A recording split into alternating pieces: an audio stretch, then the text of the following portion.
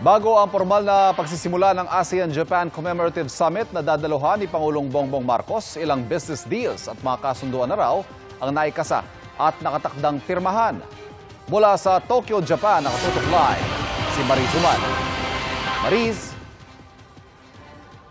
Konbanwa, Ivan, pasado alas 7 na ng gabi ngayon dito sa Japan. Bukas pa formal na magsisimula ang 50th ASEAN-Japan Commemorative Summit na dadaluhan ni Pangulong Bongbong Marcos. Pero ngayon pa lang ay kinumpirma na ni Trade and Industry Secretary Alfredo Pascual na abot sa mahigit 5 mga business deals at kasunduan ang mapipirmahan sa sidelines ng summit na dadaluhan ni Pangulong Bongbong Marcos.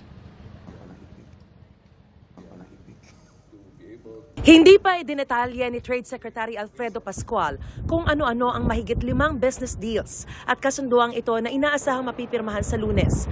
Pero patunay daw ito ng malakas na kumpiyansa ng mga namumuhunan sa ating bansa.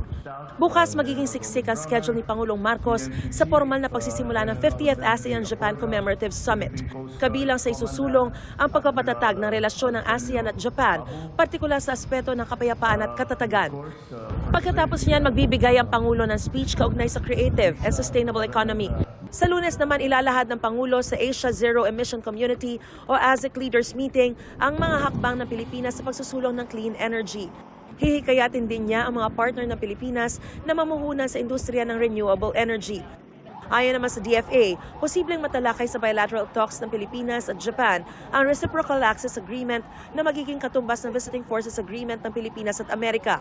Gayon din ang panghaharas ng China sa West Philippine Sea. Kanina, ginanap ang ASEAN-Japan Economic Co-Creation Forum na dinaluhan ni Secretary Pascual. Layo nitong patatagin pa ang economic relationship ng ASEAN at Japan at gumawa ng roadmap kung paano pa uusad ang maganda at matibay na relasyong ito. Pero ayon mismo kay Pascual, hindi ito ang forum para pag-usapan ng mga isinusulong na reforma sa economic provisions ng konstitusyon. Gayunman tuloy ang paghihikayat sa mga mamumuhunan.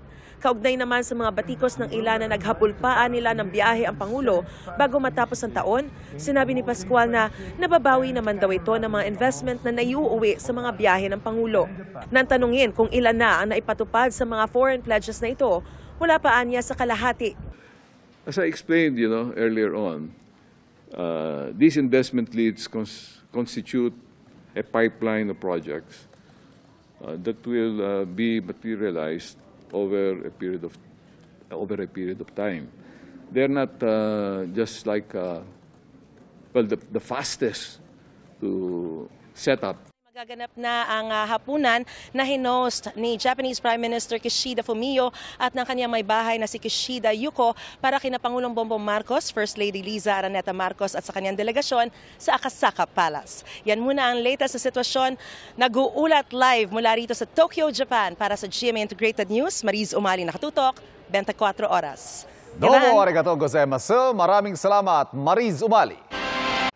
Mga kapuso, patuloy na tumutok sa mga balita. Mag-subscribe sa GMA Integrated News sa YouTube. Sa mga kapuso abroad, samahan nyo kami sa GMA Pinoy TV at sa www.gmanews.tv.